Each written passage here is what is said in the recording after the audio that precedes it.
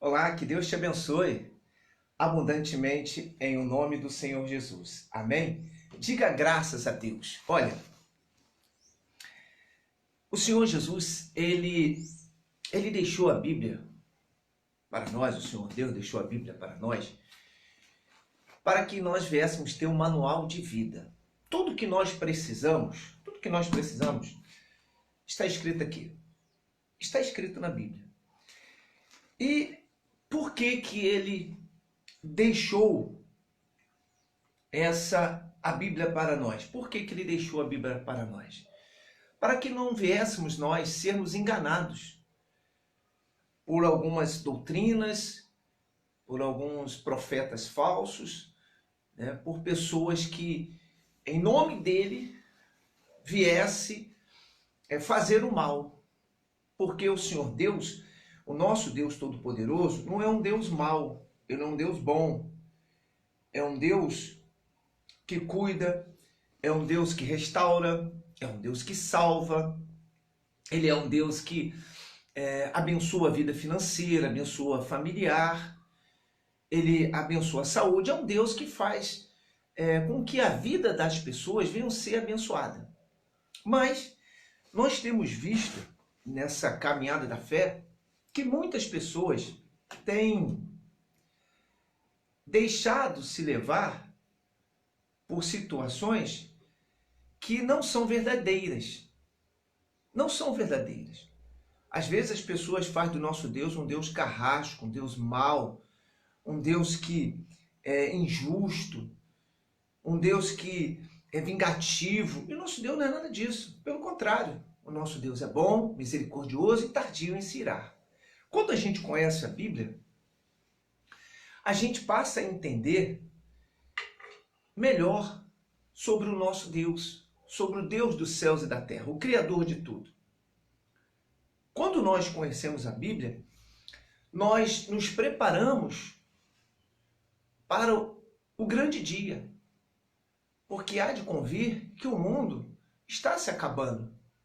O mundo está se acabando. Todos os dias a gente vê a destruição das matas, dos rios, dos mares e o próprio ser humano tentando se autodestruir, fazendo vírus de laboratório, pragas para matar milhares e milhares de pessoas, sempre maquinando a guerra, sempre maquinando a tomar posse do poder do mundo. E com isso, eles não se preocupam com as pessoas, com aquelas pessoas que estão buscando a ter uma vida tranquila. Não, eles não se preocupam com isso. Eles não querem saber de criança, de senhores, de senhora, eles não querem saber de ninguém.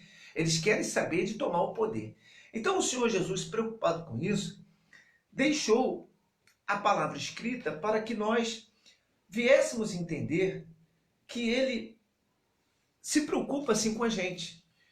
Então ele deixou uma palavra para mim, para você, dizendo o seguinte: quando os discípulos foram com ele até o Monte das Oliveiras, chegando até lá, os discípulos então começaram a perguntar a ele algumas coisas. E eu queria passar para você essa palavra, que eu tenho certeza que ela vai abrir o seu entendimento, que ela vai restaurar a sua fé. Olha só o que diz aqui em Mateus 24. Se você tiver a sua Bíblia, né, você pode abrir aí. Mateus 24, versículo 3. Olha o que diz aqui. No Monte das Oliveiras, achava-se o Senhor Jesus assentado. Quando se aproximaram dele, os discípulos, e em particular, e lhes perguntaram a seguinte coisa: dize-nos, quando sucederão estas coisas, e que sinais haverá da tua vinda e da consumação dos séculos? E ele, o Senhor Jesus, lhes respondeu: vede que ninguém vos engane, porque virão muitos em meu nome, dizendo, eu sou o Cristo, e enganarão a muitos. E certamente ouvireis falar de guerra e de rumores de guerra. Vede, não vos assusteis, porque é necessário isso acontecer, mas ainda não é o fim. Porquanto se levantarão nação contra nação, reino contra reino, e haverá fomes e terremotos em vários lugares. Porém, tudo isso é o princípio das dores. Então, sereis atribulados e vos matarão. Sereis odiados de todas as nações por causa do meu nome. Neste tempo, muito hão de se escandalizar, trair, odiar uns aos outros. Levantar-se-ão muitos falsos profetas e enganarão a muitos. E por se multiplicar a iniquidade, o amor se esfriará de quase todos. Quase todos. Aquele, porém, que perseverar até o fim, esse será salvo. E será pregado este evangelho do reino por todo o mundo, para testemunho de todas as nações. Então virá o Filho do Homem. Diga graças a Deus. Bom, meu amigo, minha amiga, eu sei que isso é dúvida de muita gente. Isso é dúvida de muita gente. Muitas pessoas têm dúvida. Às vezes me perguntam, bispo, como que a gente vai saber quando vai ser a volta do Senhor Jesus? Na verdade, nem o Senhor Jesus sabe o dia da volta dele. Ele fala sobre isso. Ele fala sobre isso nas passagens bíblicas, que nem ele e nem os anjos sabem o dia da volta dele. Mas que acontecerão algumas coisas, né? Acontecerão algumas coisas. Então o Senhor Jesus, os discípulos, tendo também dúvida disso, chegaram até ele e fizeram essa pergunta: Senhor, quando sucederá a tua volta, né? Quando isso vai acontecer? Então ele deixou algumas coisas para a gente entender um pouco como isso iria acontecer. Aí ele fala sobre a volta do Senhor Jesus, ele fala sobre a volta dele e fala dos acontecimentos.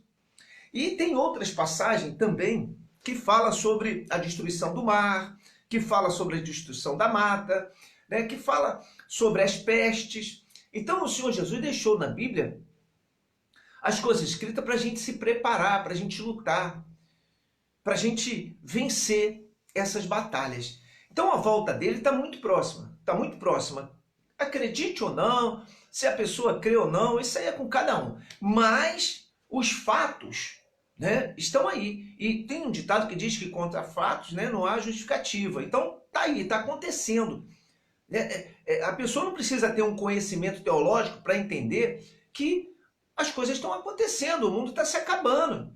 A gente abre aí nas internet e vai ver o que está acontecendo no mar. Meu Deus do céu, quantos animais já morreram e quantos outros já estão para terminar o seu ciclo. Quer dizer, já não tem mais como recuperar. São animais morrendo com lixos, animais morrendo com petróleo que cai no mar, poluição, tudo. Tem um monte de animais morrendo, um monte de animais marinhos que hoje já estão extintos. Então, nós temos visto isso, nós estamos vendo essas coisas acontecer. E nós sabemos muito bem que o Senhor Jesus, ele queria nos alertar. Ele queria nos alertar. Ele queria falar sobre isso. Também sabemos sobre a poluição do ar. Hoje, o nosso ar está poluído. Está poluído. Muito carburação, né, de empresas, de fábricas, de carro. Então, assim, está se acabando. As florestas estão sendo desmatadas por interesse, né, de dinheiro, ganância do homem. E as coisas estão se acabando, dia após dia. E muitas pessoas, como diz a Bíblia, que não iriam dar importância a essas coisas. estariam se dando em casamento, estariam preparando festas, como na época de Noé. Quando Noé pregou, falando que viria o dilúvio, muitas pessoas não deram importância. Muitas, mas muitas mesmo. Como diz aqui o próprio texto, né, de Mateus capítulo 24, que muitos, mas muitos se esfriarão na fé. Então, todos os parâmetros da volta de Jesus estão aí, claros. Estão claros. Não precisa ser inteligente, não precisa ter teologia, né? Ser um expert, né, sobre a natureza ou sobre outra coisa qualquer. É só ver. Está aí, para todo mundo ver, por mais simples ver, que o mundo está chegando ao fim. Mas muitos não estão entendendo isso. Estão perdidos. E aí vem pregadores, aí vem profetas, aí vem pessoas que revelam, vem pessoas que falam do futuro. Tem um monte de gente sendo enviado, que também a Bíblia fala sobre isso. Sobre as pestes, nós temos aí passando por uma situação delicada sobre essa pandemia, mas já tivemos outras piores que mataram muita gente. E agora está vindo. E a cada dia vai se piorando as situações. Então, tudo que uma pessoa precisa entender, que a volta de Jesus está próxima, está ali. Mas ele também fala que o amor de muitos se esfriaria. Um amor de muitos. Nós, hoje, meu amigo, minha amiga, nós temos um grande problema. Por causa desses falsos profetas que o Senhor Jesus fala na Bíblia, muita gente está deixando de ir à igreja, muita gente está deixando de trabalhar para o Senhor Jesus. E existe uma passagem que diz assim, ó, verdadeiramente me amam, disse o Senhor Jesus. São aqueles que leem a palavra ou ouvem a palavra do meu Pai, as guardam e as praticam. Esses verdadeiramente me amam. Então, quando uma pessoa não obedece os mandamentos, não pratica os mandamentos, ela corre um risco monstruoso, muito grande, de pagar um preço muito caro por causa disso. Então, ele disse que o amor de muitos se esfriaria. Hoje é comum as pessoas estar fora da igreja. É comum. Você passa pelas igrejas, você vê lá um pouquinho de pessoas. Um pouquinho. Você já não vê mais as igrejas cheias, você já não vê mais o povo buscando a Deus, você não vê mais o povo clamando, né, pela misericórdia, adorando o Senhor de todo o coração. Você não vê mais isso. É muito raro, é muito raro. O Senhor Jesus fala sobre isso, que nos finais dos tempos o amor de muitos, mas muitos, se esfriariam. Você não vê mais hoje as pessoas interessadas de saber como é que está a obra de Deus, né? Não está mais interessada de ajudar outras pessoas. Elas estão só preocupadas com as suas próprias vidas. Como disse o Senhor Jesus, como na época de Noé, as pessoas estavam só se preocupando com eles mesmos. Não queria saber se haveria dilúvio, não queria construir a arca, não queria fazer nada. Eles queriam viver a vida deles. E hoje não é diferente. E o que mais me deixa preocupado é que a maioria dessas pessoas que estão desanimadas, estão frias, já não vão na igreja, já não participam da ceia, já não são mais dizimistas, já não são mais ofertantes, já não participam da obra do Senhor, ganhando almas para Jesus, trabalhando na obra para ajudar pessoas que estão sofrendo. O que me preocupa é que essas pessoas eram da igreja, ou muitas ainda são da igreja, mas estão frias. Então demonstra, através da palavra, que essas pessoas, de fato, estão já vivendo os finais dos tempos. Os finais dos tempos. O Senhor Jesus deixou isso claro. E isso me preocupa. Porque hoje as pessoas não estão mais preocupadas em estar na igreja. Elas estão preocupadas em viver a vida delas. E aí, uma das coisas que eu mais ouço, é: não, bispo, o senhor sabe, puxa, essa pandemia, é o vírus, né? A gente não pode estar na igreja, mas pode estar no banco, pode estar no mercado, pode estar na casa do amigo, numa festinha, não é? Pode passear, pode ir no shopping, mas na casa do Senhor não pode. Está ali, ó, cumprimento da palavra. Se você quer saber se Jesus está voltando, olha para você mesmo, e vê se você é o mesmo cristão de antes. Talvez você esteja como diz essa palavra, frio, se esfriando dia após dia. Mas o Senhor Jesus disse que só serão salvos aqueles que permanecerem até o fim. Então ele não deixa ninguém sem informação, sem conhecimento. E por isso, o Senhor Jesus me botou aqui para trazer essa palavra para você, meu amigo, minha amiga, para nós, para mim também. Porque a Bíblia diz que o Senhor Jesus subiu ao monte para orar e pediu aos discípulos que ficassem algum momento ali com ele orando. E ele se afastou um pouco desses discípulos. O Senhor Jesus levou algum tempo lá orando. Quando ele voltou, pegou os discípulos dormindo. Ele então acorda os discípulos e disse: será que vocês não podem orar pelo menos 1 hora comigo? E voltou ele para orar. E de novo, ele demorou um pouco. E quando ele voltou, estavam os discípulos dormindo.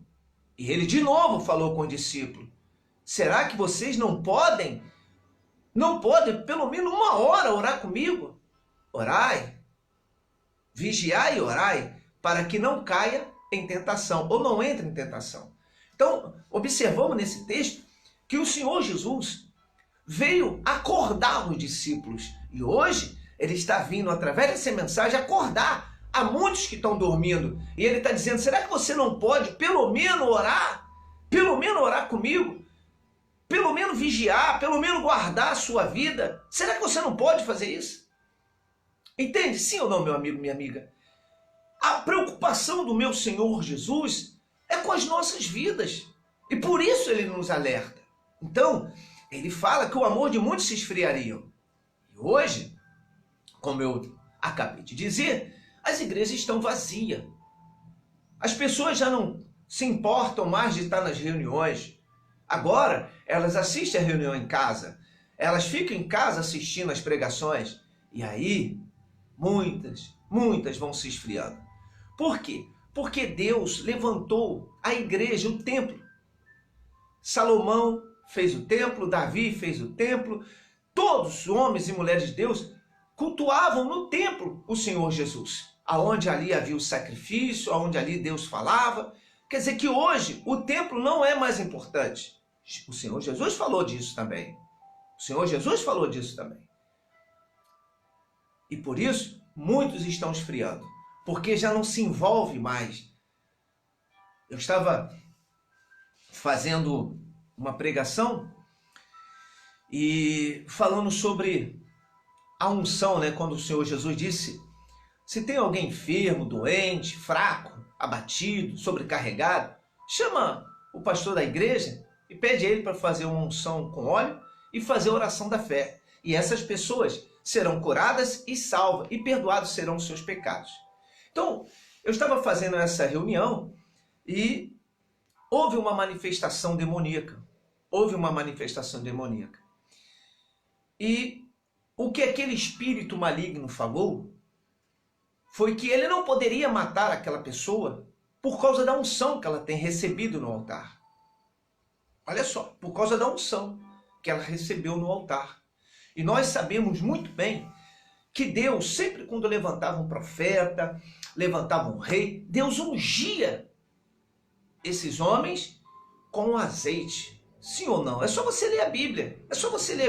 Desde o Antigo Testamento até o Novo Testamento. Você vai ver que Deus sempre ungia essas pessoas. Deus ungia. E essa unção, digo eu aqui, era o selo que Deus deixava, a marca que Deus deixava sobre aquela pessoa. Então todo mundo sabia que a pessoa foi ungida rei, que foi ungida profeta, todo mundo sabia, e havia um respeito com isso. Havia um respeito. Então Deus ungia, como ungiu a Davi, mas também como ungiu a Saul, o primeiro rei de Israel. Se você não sabia, Saul foi o primeiro rei de Israel. Primeiro rei. E Deus ungiu ele. Só que Saul, num determinado tempo, ao passar do tempo, Saul se esfriou na fé. Passou a desobedecer a Deus e fez tudo de errado.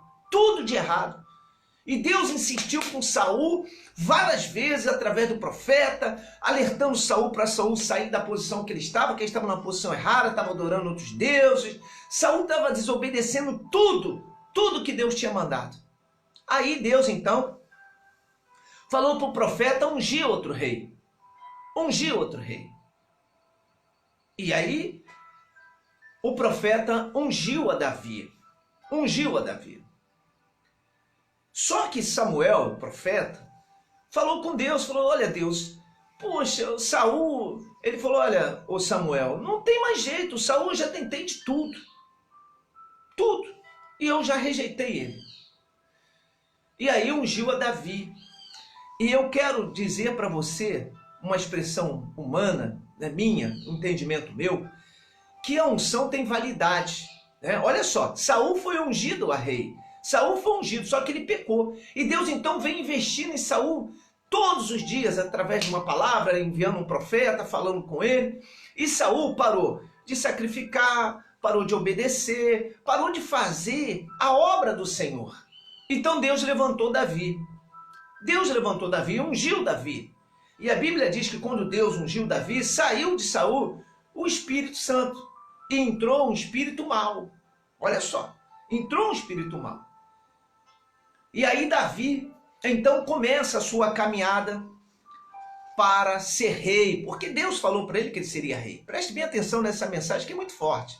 Está aqui em Mateus 24, e eu estou trabalhando dentro da Bíblia para você entender como que Deus nos ensina a manter a nossa fé. Então, Davi começou a caminhada. Primeiro venceu a sua família, né, porque era uma perseguição dentro da casa de Davi.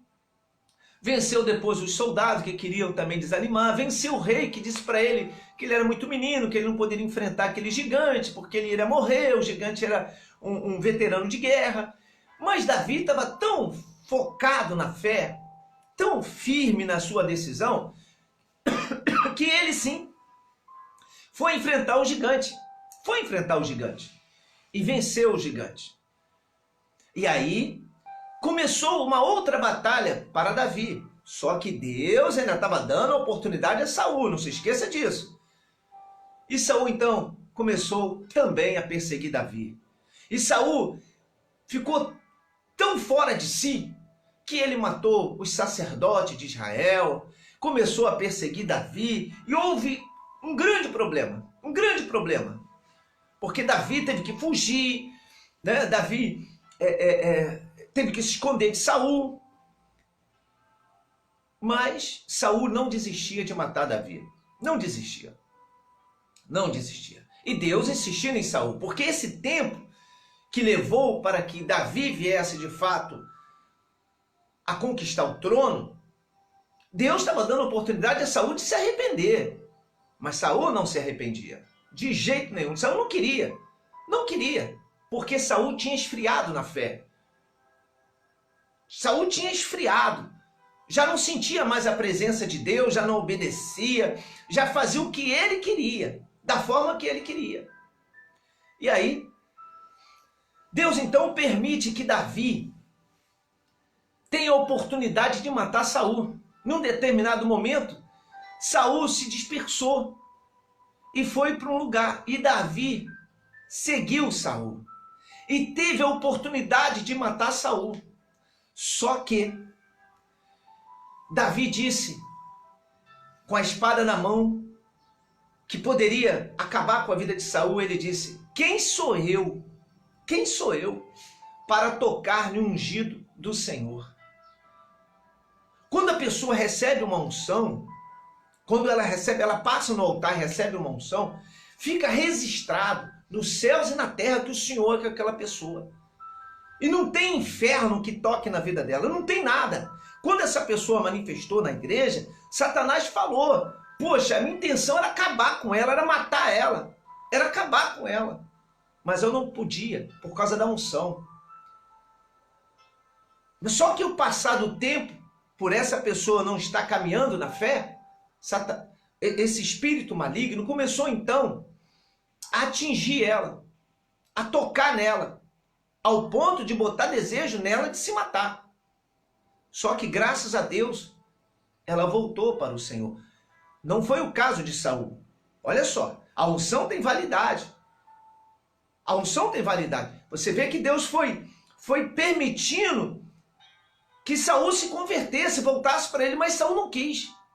E chegou ao ponto que o próprio rei Saul botou a espada no chão e se lançou sobre ela e se matou. Suicídio. Suicídio. Quando chega ao ponto da pessoa de fato não aceitar mais fazer a vontade de Deus, de estar no templo, de receber a unção, por isso que na Igreja Nação de Deus nós ungimos todos os dias as pessoas no altar, todos os dias, para que ela seja protegida, seja guardada. Inclusive, eu convido você para vir receber uma unção. Talvez você esteja afastado, então venha receber uma unção, venha receber uma oração com imposição de mão, porque isso guarda, livra a pessoa do mal. Olha que coisa. A validade da unção de Davi de Saul chegou ao fim, ao ponto dele tirar sua própria vida. Então, a pessoa sair da igreja, ela está ungida. Parece que as coisas estão andando bem. Parece que as coisas estão indo. Só que está passando tempo. Em vez dela caminhar para a vida eterna, ela está caminhando para a morte eterna. Entende? Sim ou não, meu amigo, minha amiga?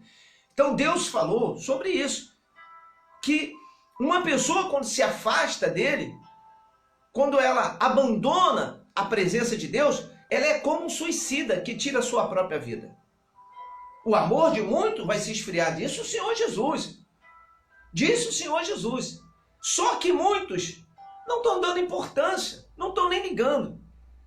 Mas hoje o meu Senhor vem aqui para fazer com que você entenda que você precisa de voltar para a casa dele, que você precisa de passar no altar, que você precisa de ser ungido com óleo consagrado. Muita gente diz que isso é bobeira, que isso não vale de nada. Quem fala isso é um espírito maligno. É um espírito maligno que fala isso. Aquele que quer o mal, que veio para matar, roubar e destruir. Ele quer que as pessoas se afastem do altar, porque aí elas se tornam alvo fácil. Elas estão desprotegidas. O Senhor Jesus, numa passagem bíblica, ele disse: fora de mim não há vida. Disse ele, fora de mim não há vida. Então, quando a pessoa se afasta de Cristo, quando ela se afasta da igreja, quando ela se afasta da obra do Senhor, ela se torna fácil para o ataque desses espíritos malignos. Ela se torna algo fácil. Entende? Sim ou não? Ela se torna algo fácil. Por isso, meu amigo, minha amiga, eu estou fazendo aqui essa pregação para você. Para que você volte. Talvez está aparentando que esteja tudo bem, mas não está. Fora de Cristo não há vida. E tem pessoas que dizem assim: olha, bispo, eu não estou na igreja, mas eu tenho o Senhor Jesus. Bom, muito bem. Mas ele disse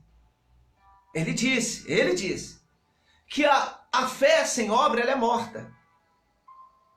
Então tem que haver trabalho. O Senhor Jesus constituiu os templos para que nós viéssemos se reunir, evangelizar, visitar pessoas, manter o templo. Concorda? Sim ou não? Está escrito. Está aí. Mas a pessoa que diz que ama Cristo e não obedece a sua palavra, será que isso é verdade? Porque quem ama, cuida. Quem ama, obedece. Verdadeiramente me amam aqueles que fazem a vontade do meu Pai. Então, não existe amor sem troca. Sem ter comunhão. Não existe. Eu amo, mas não faço nada. Então esse meu amor é vazio. É um amor artificial. É um amor sem conteúdo. O amor que tem conteúdo é aquele que a gente busca, que a gente deseja estar perto, que a gente faz de tudo para estar presente. Esse é o verdadeiro amor. Esse é o verdadeiro amor. E o Senhor Jesus deixou isso escrito para que eu e você viéssemos entender que a volta dele está muito próxima. Porque hoje é muito mais fácil de você encontrar pessoas fora da igreja do que dentro da igreja. E o argumento praticamente de todos, porque eu ainda continuo evangelizando, graças a Deus. Eu estou evangelizando, eu estou na igreja. Eu fico na igreja o dia inteiro atendendo. Porque eu amo essa obra. Amo essa obra. E sabe Deus a dificuldade que é você ser perseguido, ser caluniado, você ser rejeitado, ser julgado mal pelas pessoas. Porque as pessoas, elas buscam a falar mal de quem busca fazer o que é certo, mas não fala mal de quem faz errado. É interessante isso. Fala mal de pastor, fala mal de obreiro, fala mal do bispo, fala mal de todo mundo que está ali trabalhando. Mas ela mesma não está fazendo nada. É, exatamente isso. Então o Senhor Jesus, ele deixou para nós a palavra, o amor de muitos vão se esfriar. Vão se esfriar. E vão deixar de fazer aquilo que eu peço. Vão deixar de obedecer a minha palavra. Meu amigo, minha amiga, a mesma palavra que o Senhor Jesus trouxe para os discípulos lá no monte, eu trago para você. Será que você não pode, pelo menos, lutar para fazer essa obra? Lutar para manter-se salvo? Salva? Será que você não pode lutar pela sua própria vida? Esse argumento de, eu tenho Jesus, é o que eu mais escuto quando eu estou evangelizando. Não, eu não estou na igreja, mas eu tenho Jesus. Eu não estou na igreja, mas Jesus me usa. Eu vou perguntar uma coisa para você, meu amigo, minha amiga. Você usaria uma pessoa que faz o mal? Você usaria ela, botaria dentro da sua casa e pediria ela para guardar os seus bens? Você pegaria uma pessoa que você sabe que rouba, que mata, daria para ela um dinheiro e pediria ela para depositar no banco? Você faria isso? Eu duvido. Você andaria com uma pessoa que é condenada, que está sendo buscada a ser presa, que mata, que rouba, que adultera, que faz tudo de errado? Você andaria com essa pessoa? Sim ou não? Claro que não. Claro que não. Como que Deus vai andar com uma pessoa que não quer fazer a vontade dele? Bispo, mas Deus não é com todo mundo, o amor de Deus vai alcançar todo mundo. Ele alcançou todo mundo, mas nem todo mundo vai alcançar ele. Ele disse que muitos serão chamados, mas poucos serão escolhidos. Mas quem que escolhe? É Deus? Ou a pessoa se põe na posição de escolhido? Quando você vai procurar um emprego, o que você faz? Você tenta passar o melhor que você é para você ser escolhido. É ou não é? Não é assim? Sim ou não? Se você vai fazer uma prova, você estuda para tirar em primeiro lugar para você ser escolhido. Então você faz a sua parte para ser escolhido, para ser contratado no emprego. Na fé é a mesma coisa. Nós fazemos a nossa parte para que Deus seja conosco. Por isso ele disse: vinde a mim, vós cansados oprimidos, eu vos aliviarei. Então cabe a nós a seguir o caminho da fé. Cabe a cada um de nós a se entregar ao Senhor, a fazer a vontade dele. O final dos tempos está aí, meu amigo, minha amiga, para todo mundo ver. Mas muitos que estavam sentados na mesa do Senhor hoje estão fora, comendo aquilo que o espírito maligno tem dado para elas. Cuidado, porque a unção, ela tem um tempo de duração, depois acaba. Por isso que é importante, todos os dias, a pessoa está buscando a se consagrar, a fugir da aparência do mal. Por isso que o Senhor Jesus diz aqui, em Mateus 24, versículo 13, que diz: aquele, porém, que permanecer até o fim, esse será salvo. E o que é permanecer? É estar fora da igreja? É não cumprir com a palavra do Senhor? Verdadeiramente me ama aqueles que fazem a vontade do meu Pai. Então, o Senhor Jesus deixou claro que só quem ama Ele é quem faz a vontade, pô. Não tem outro termo, não tem outro jeito, não tem outro caminho, não existe meio termo. Ou é sim, ou é não. Aonde você está? No sim ou no não? Eu estou no sim. Sim, eu faço a vontade do meu Senhor. E vou continuar fazendo. E você? Responda para você mesmo. Aonde você está? Você está em casa? Você está fazendo a sua própria vontade? O que você está fazendo? O fim está chegando. Mas antes de chegar ao fim, disse o Senhor, vai vir as dores. Satanás está aí matando, roubando e destruindo. O espírito maligno está se encostando na sua vida. E o que você vai fazer para ele ir embora?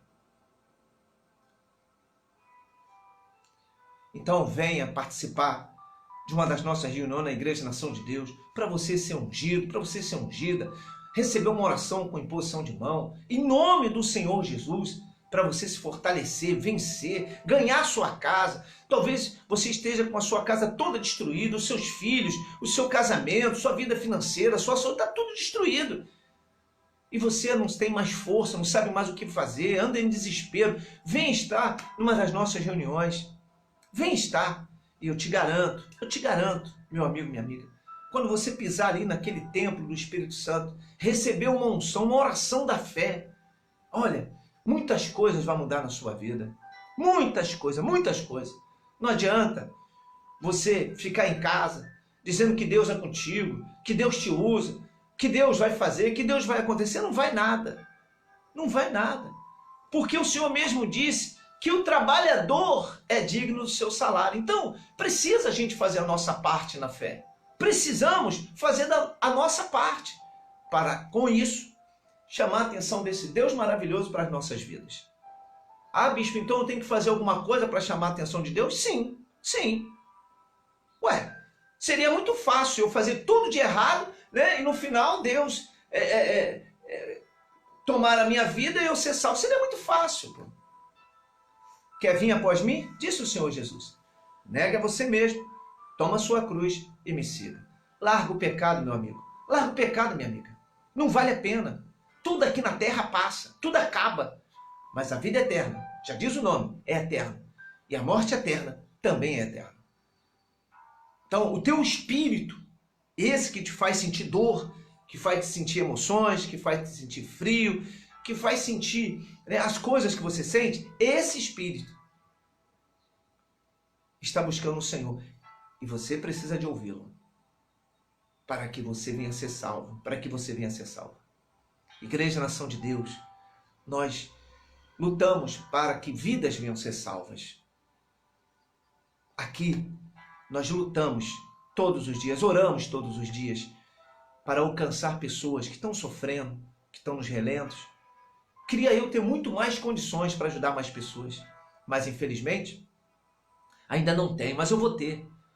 Eu vou ter. Porque muitas pessoas que Deus contou com elas na Igreja Nação de Deus abandonaram o caminho da fé, arrumaram desculpas, fizeram um monte de coisas para justificar que elas estavam fora, para justificar a falta de amor delas com a obra do Senhor. Mas Deus é misericordioso e tardio em se irar-se. E Deus é como diz a parábola do filho pródigo, é o paizão maravilhoso que está aguardando a cada um de nós, a cada um daqueles que se afastaram para salvar. E aqui na Igreja Nação de Deus, me permite fazer essa comparação. Eu sou o pai do filho pródigo, que estou esperando você chegar para te abraçar e abençoar a sua vida. Amém? Diga graças a Deus. Venha, ainda hoje, se possível, estar na Igreja Nação de Deus para a sua vida ser transformada. Olha, que Deus te abençoe, que Deus te guarde, que Deus te dê força e que essa palavra venha te trazer um entendimento do Espírito Santo, que você precisa de voltar para o Senhor, ou que você precisa se dar mais, ou que você precisa fazer essa obra. Não adianta também só estar na igreja e não faz nada, não evangeliza, não trabalha, não faz nada. Não adianta, não adianta. O trabalhador é digno do seu salário. Então, pense nisso e toma uma decisão ainda hoje. Não espera muito não, tá certo? Eu vou estar aqui para te ajudar, porque eu amo essa obra do meu Senhor Jesus. E sou grato e louvo o nome dele por tudo que ele já fez, está fazendo e ainda vai fazer na minha vida, na vida da Igreja Nação de Deus e na vida de muitas pessoas que estão afastados ou estão fora do Evangelho. Mas eu acredito que hoje é o dia do seu milagre. Que Deus te abençoe. Fique na paz, em nome de Jesus.